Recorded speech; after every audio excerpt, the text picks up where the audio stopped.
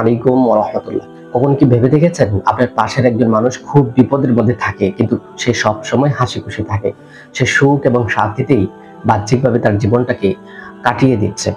আরেকজন মানুষ হাজার কোটি টাকার মালিক, তার বাহ্যিক কোনো কিছুর কমতি নেই কিন্তু সে সুখী নেই, সে অসুখে আছে। তার মূল কারণ কি জানেন? তার মূল কারণ হচ্ছে চিন্তা ভাবনাই, তার মূল কারণ হচ্ছে মানসিকতাই। অর্থাৎ একজন মানুষের মানসিকতা একরকম, আরেকজন মানুষের মানসিকতাটা আরেক রকম।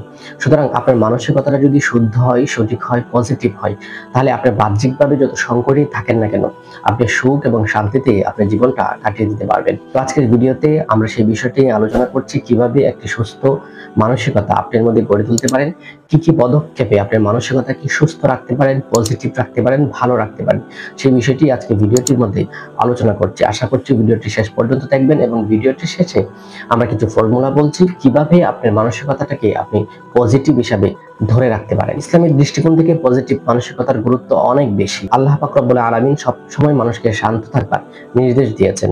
পবিত্র কোরআনে আল্লাহ পাক রব্বুল আলামিন ইরশাদ করেছেন, নিশ্চয়ই কষ্টের সাথে রয়েছে স্বস্তি। অর্থাৎ আপনি যত বিপদেই পড়েন না কেন, অবশ্যই সেই বিপদ থেকে আপনি উদ্ধার হবেন। বিপদ এবং বিপদের সমাধান দুইটার কোনোটাই মহান আল্লাহ পাক রব্বুল আলামিনের ক্ষমতার বাহিরে নয়। এজন্য বিপদ আসলে কখনোই সেটা নিয়ে বিচলিত হওয়া যাবে না। সেই বিপদ থেকে উদ্ধার হওয়া যাবে এমন একটা মানসিকতা প্রথমেই নিজের মধ্যে নিয়ে আসতে হবে। কখনোই খুব টেনশন ফিল করা যাবে না। আমরা করি কি, একটু বিপদ আসার পরেই এটাকে এতটুকু টেনশনে আমরা পড়ে যাই যে আমাদের খাওয়া দাওয়া, ঘুম, এমনকি আল্লাহর ইবাদত পর্যন্ত আমরা ছেড়ে দিই। এই কাজটা কখনোই করা যাবে না।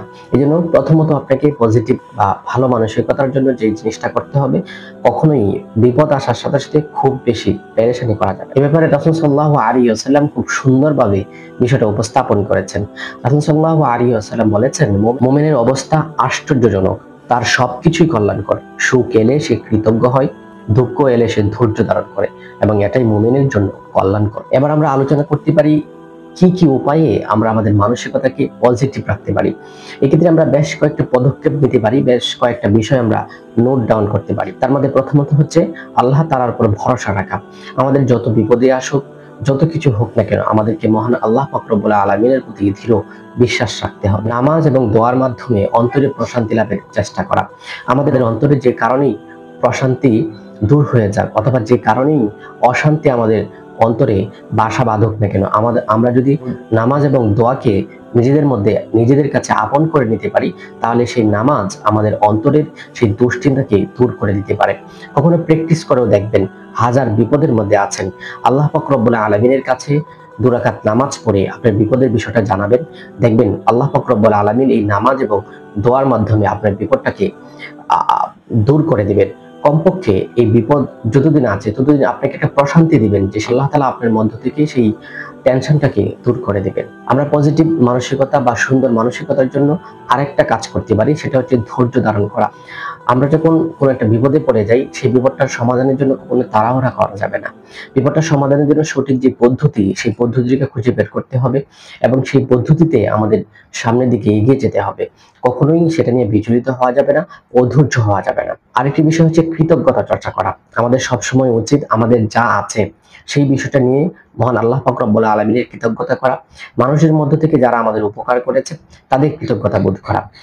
আমাদের মধ্য থেকে যদি কৃতজ্ঞতা বোধ চলে যায়, তাহলে আমরা কোনো কাজের মধ্যেই আমরা পরিতৃপ্তি খুঁজে পাবো না। এই জন্য আমাদের উচিত সকল কাজেই আমাদের কৃতজ্ঞতা প্রকাশ করা। ভালো মানসিকতা লালন করবার জন্য এবং ধরে রাখবার জন্য অন্যতম একটি কাজ হচ্ছে ভালো সঙ্গ নির্বাচন করা। আমরা যাদের সাথে চলাফেরা করি, তারা যদি নেগেটিভ পয়েন্টের হয়, তারা যদি সবসময় নেতিবাচক কথা বলে, নেতিবাচক চিন্তা লালন করে এবং নেতিবাচক বিষয়টা তারা উপস্থাপন করবে বারবার, সেটাই স্বাভাবিক। তখন আমাদের চিন্তা ভাবনাও নেতিবাচক চিন্তা ভাবনায় পরিণত হয়ে যায়।